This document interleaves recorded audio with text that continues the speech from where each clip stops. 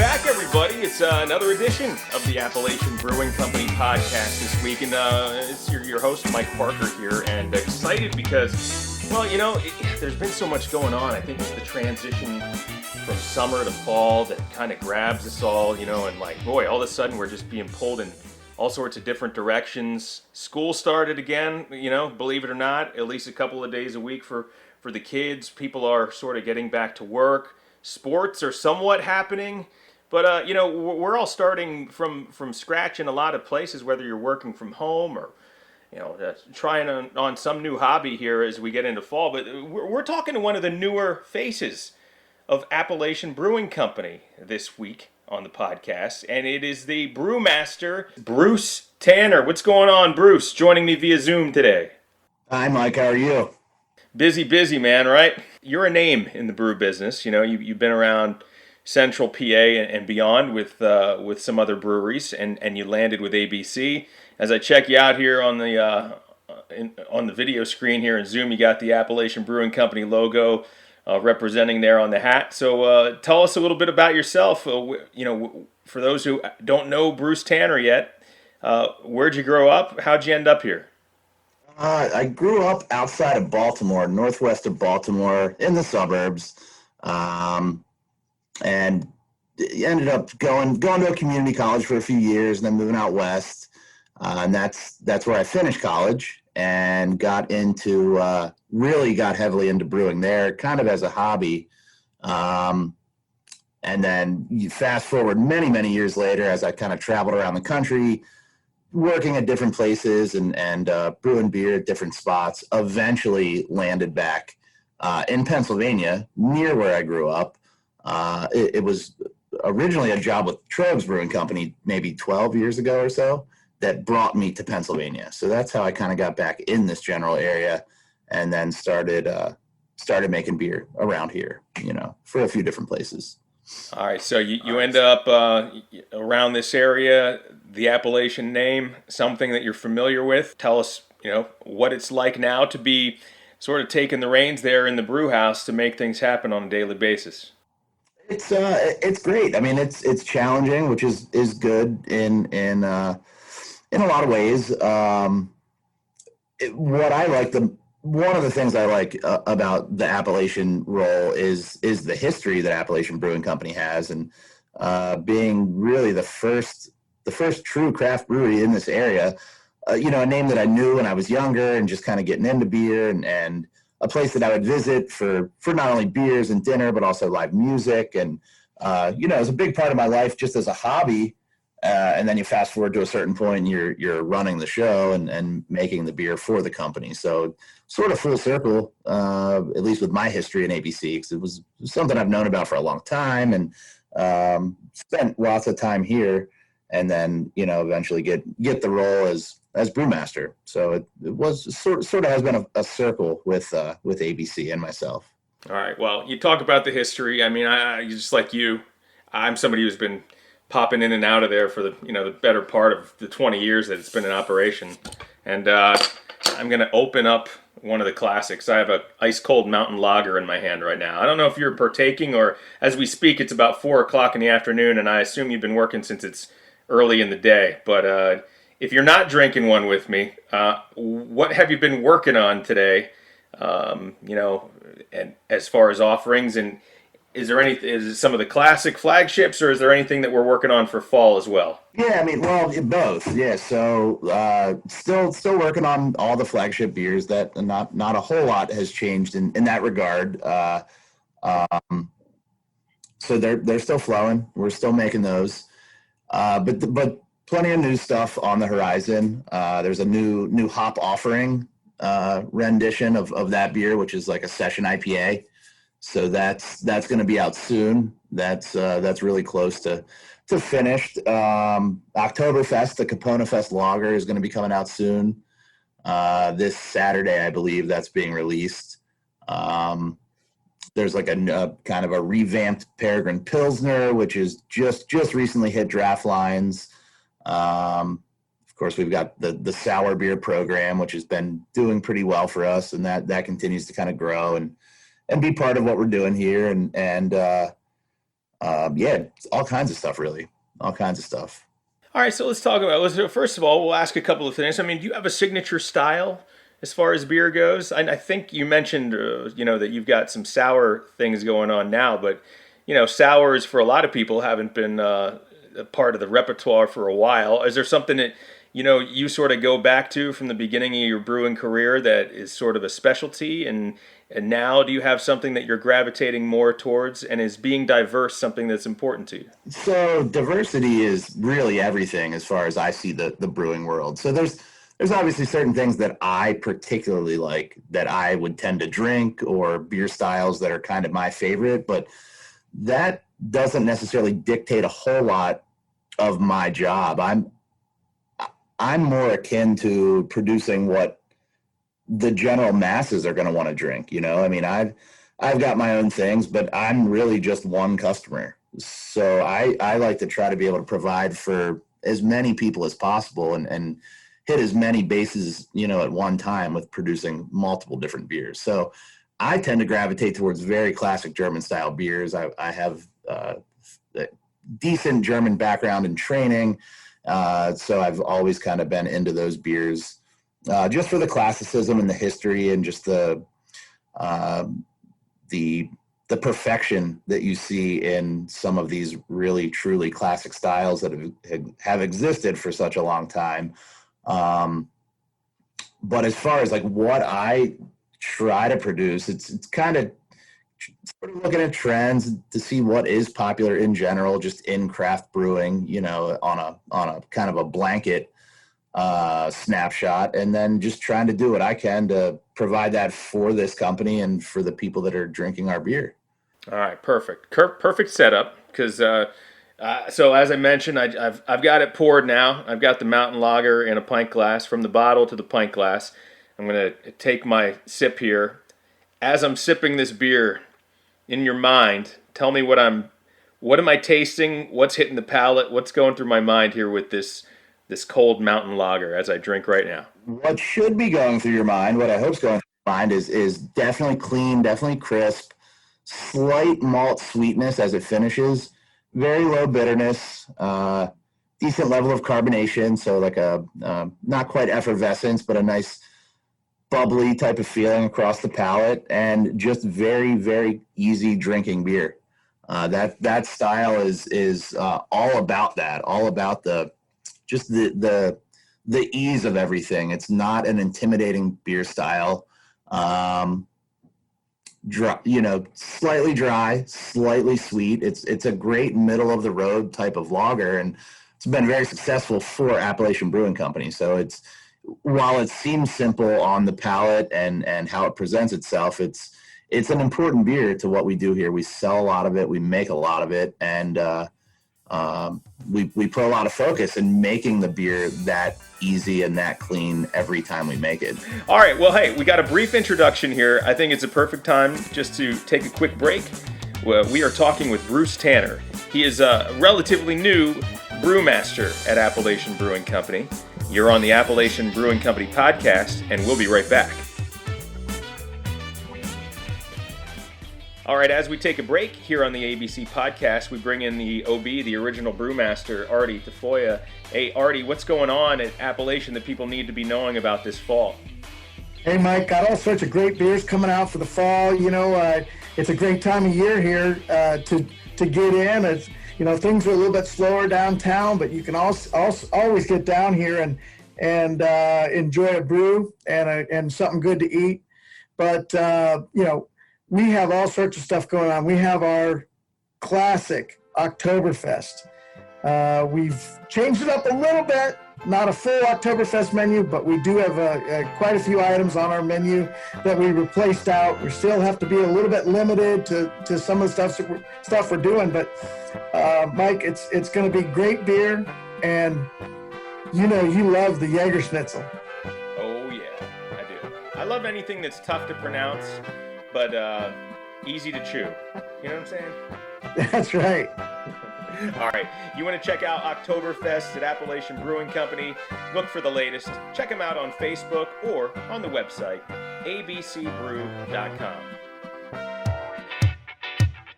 All right, and we're back on the Appalachian Brewing Company podcast. Mike Parker here this week with a special guest. We have the Brewmaster from Appalachian Brewing Company. It is Bruce Tanner. What's going on, Bruce? I see now that you do have a beverage in hand, probably well-deserved. What do you have there? What are you drinking? This is Argyle Sweater IPA. Yep. Argyle Sweater IPA. A newer IPA predates me, but it's not wasn't one of the original flagship beers at Appalachian Brewing Company. So this is one that's kind of evolved over the last few years and has been pretty popular since I've been here, Yeah, much talked about. It's in bottles. It's pretty widely available, and at least somebody tends to be drinking one at some point, probably in the majority of our podcasts. It's totally popular. So I've got some in the fridge myself, and I like introducing it to people.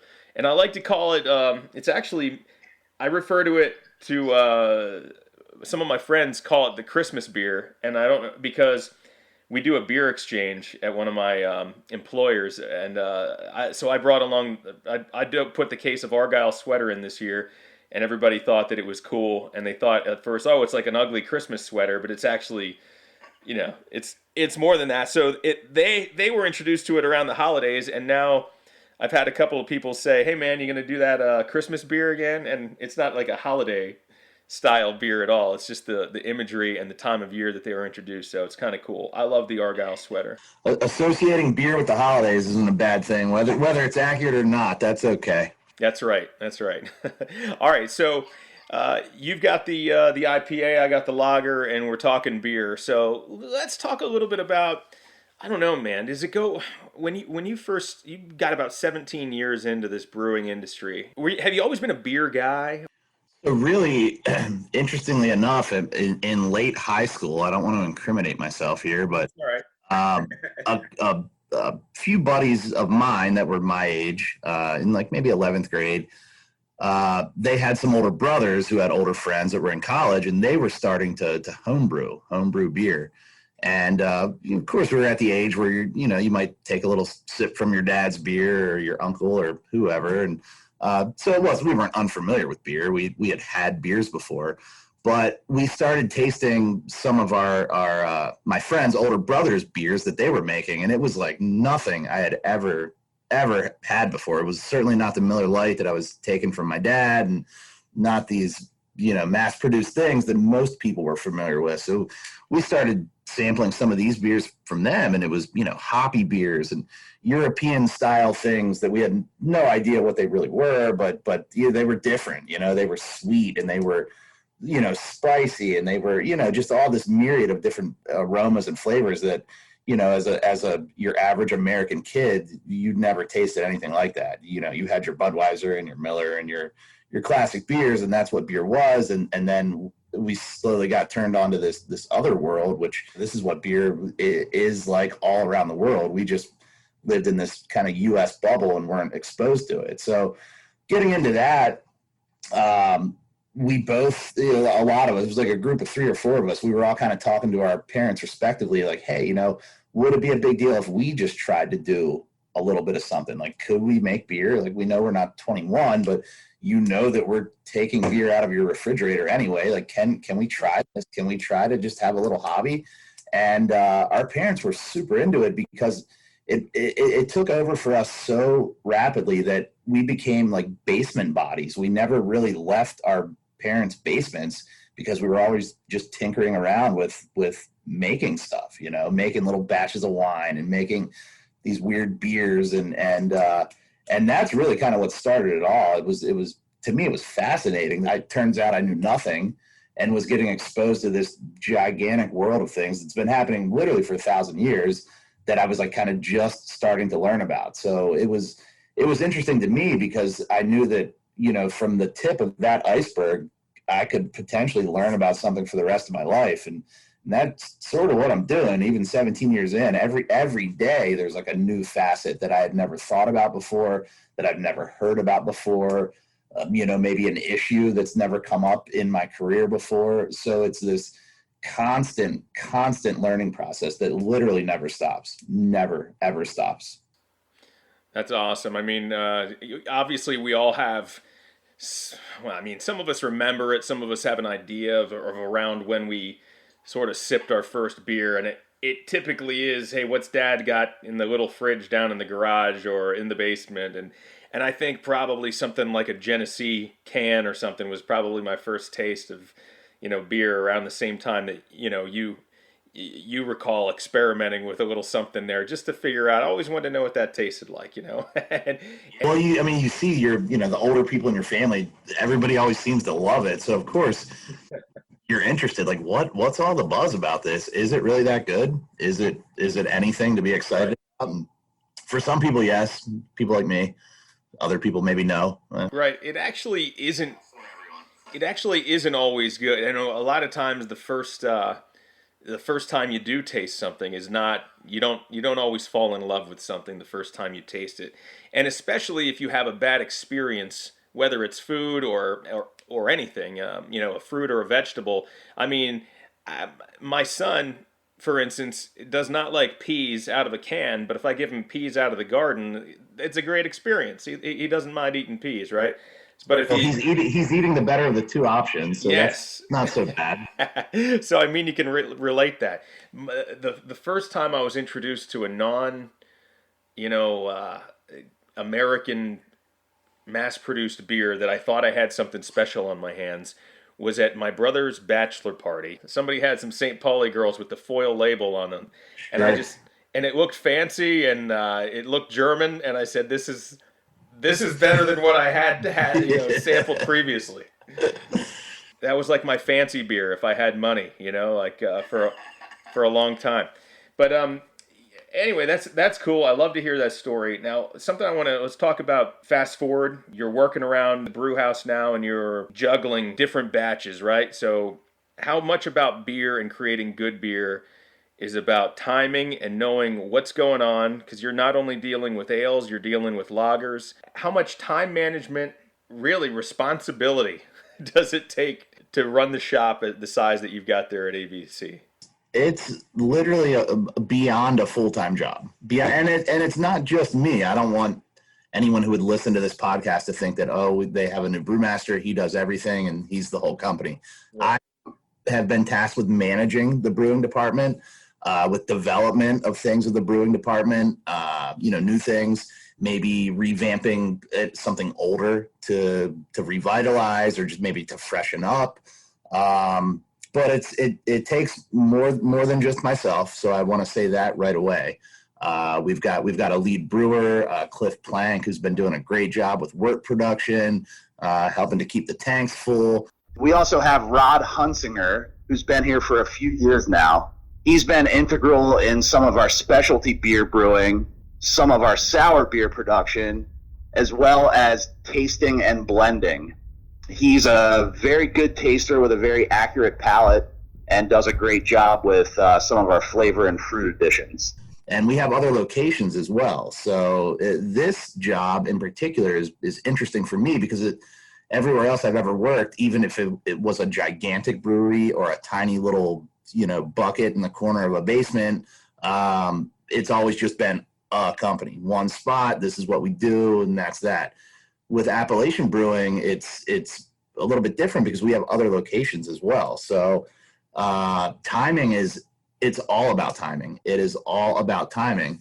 And it's not just about the amount of time I can allot in a day or what I can schedule somebody else to do.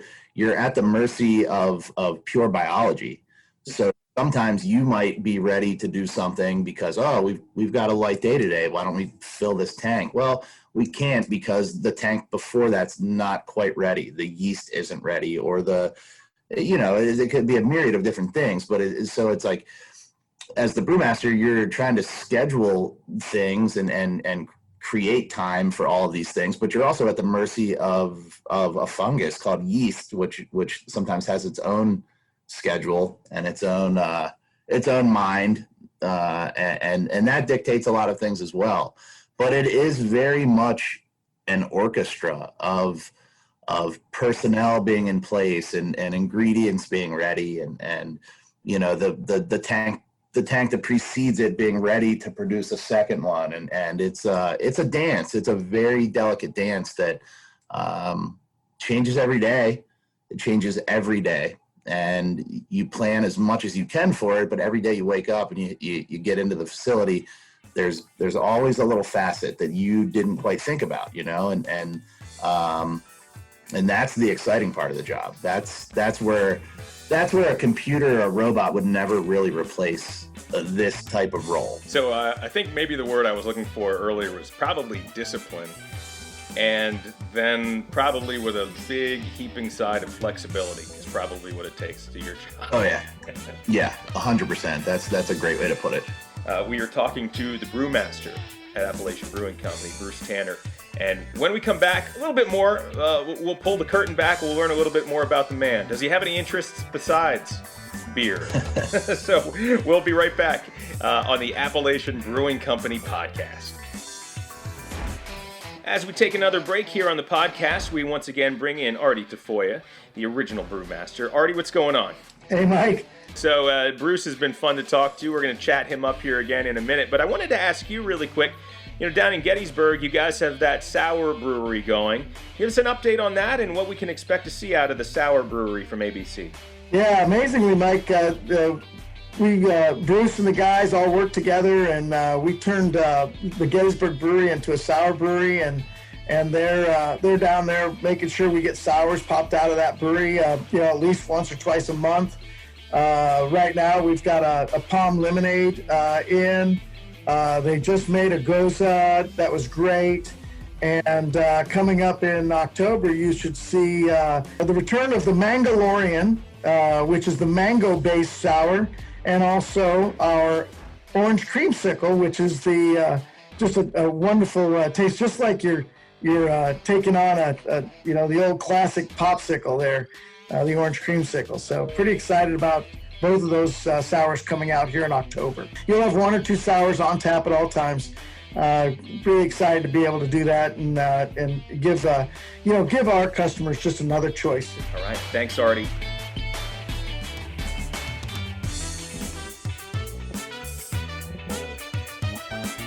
All right, and we're back, and I say this will be the final segment here on the Appalachian Brewing podcast. This time around, Mike Parker here, and we're joined today by the Brewmaster. It is Bruce Tanner from Appalachian Brewing Company. I don't know, if somebody sees you around the brewery, maybe there's something they don't know about you. How about we meet the man here really quick? I don't know, how would you describe yourself? Are you a family man? Are you a sports fan? I don't know, are you an outdoorsman? Give me a couple things that you're into outside of the beer biz. Yeah, so I mean, the easy answer is yes. I'm kind of all of those things. I've got a great girlfriend, Nina, and her two kids at home, 2 dogs, 2 cats. So we've got a pretty full house. Great life at home. Very active family. So kids are always playing sports, and the dogs are always needing to do something, to go for a walk and to go for another walk and go for another walk. So spend plenty of time doing that. Live music is a big thing that under normal circumstances, I spend a lot of time at the Abbey Bar and other places trying to soak in as much live music as possible. It's my favorite art form and is just a very nice release for me from just the day-to-day stresses of just life, not just brewing, but just everything. That's a true release for me. So I do spend as much time in that art scene as possible. Also big into hiking, camping, all that, kayaking, your typical central PA kind of and maybe it's because that's where I live and that it's so conducive to be into those things, but I am, I do enjoy that. Cool. So basically somebody sees you around the brewery, it's cool, go over there, strike up a conversation with Bruce. It doesn't have to be about beer, because I can tell you he's probably been up very early dealing with beer all day, and there are good beer days, there are great beer days, but there can also be some frustrating beer days. That is true. It's cool if you want to chat him up about family or maybe his favorite hiking or kayaking spot. That's cool too. So all right, man, look, it's been so cool talking to you. I just want to open it up to you. It's you like live music. I'm sure you've been to an open mic night before. So You're not going to ask me to sing, are you? Yeah, man. Let's. All right, Artie, fire up the karaoke machine. No. All right. He's tuning his guitar right now as we speak.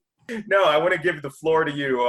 What's on your mind, man? Was there anything that you want to talk about, and what does the future hold for Bruce Tanner at Appalachian Brewing Company, and what can the ABC fans look forward to? So yeah, I mean that is kind of what would be on my mind with this open floor here. But so what people can expect is not only trying to uphold the classic stuff that Artie has designed and developed for this company, the first in our area. So not only being able to uphold what has been created, try to do as much diligence and respect to that as I possibly can, but also really trying to do new stuff that Appalachian Brewing has never done before. I really like to try to keep with the trends and if you're gonna see something at 20 other breweries, you're probably gonna see a version of that from Appalachian Brewing Company. I personally want to stay as relevant as possible. Appalachian Brewing Company needs to be in the forefront of things like that. There's plenty of places that are just opening up kind of every day and like the new guys and I think oftentimes it's a little bit easier just being the new guy. You can kind of just sort of throw noodles at the wall and see what sticks. Well, Appalachian Brewing Company has been around for a long time, and we know things that stick, and we continue to make those things. But now we're going to start, and we already have. We're not starting at the point of this podcast. We've already started to branch off and find that other things are sticking as well. So I think it's important for people to know that, if you love ABC because you love, a beer that we've been making for 20 plus years, that's awesome. Keep coming to ABC and keep drinking that beer. That's okay. You don't ever have to do anything differently. But if you want to come to ABC because you think there might be something new, well, guess what? There is going to be something new. You should come for that as well. So it's very much the ABC that it's always been, but it's also kind of a different landscape for ABC that it has never been. And I think that's awesome. That's exciting. That's a cool spot for me to be in, because I can be historic and classic and also creative and inventive at the same time. And I think we've got some personnel in place that are going to help with that. And it's kind of like a giant oyster right now. And that's a good spot to be in. Well, I love beer and I love oysters. So you're speaking. Me too, man. We got that in common, Mike. Nice. I lived on the Eastern Shore of Maryland for a couple of years, man, and holidays were about good beer and oyster stuffing. So. Oh yeah. All right. That's I grew up not far from there, vacationing in those spots forever and ever and ever. So I know how you feel. I know what you like. Nice. I was trying to say that's a menu idea right there. Oyster stuffing. What do you think? I'll see if I can talk to somebody and see what we can't get going. I'm going to get in there very soon because my mug has been hanging there and it needs my hand wrapped around it. All right. So really appreciate it. Bruce Tanner, the Brewmaster at Appalachian Brewing Company. It's been great speaking with you. We will see you next time here on the Appalachian Brewing Company podcast.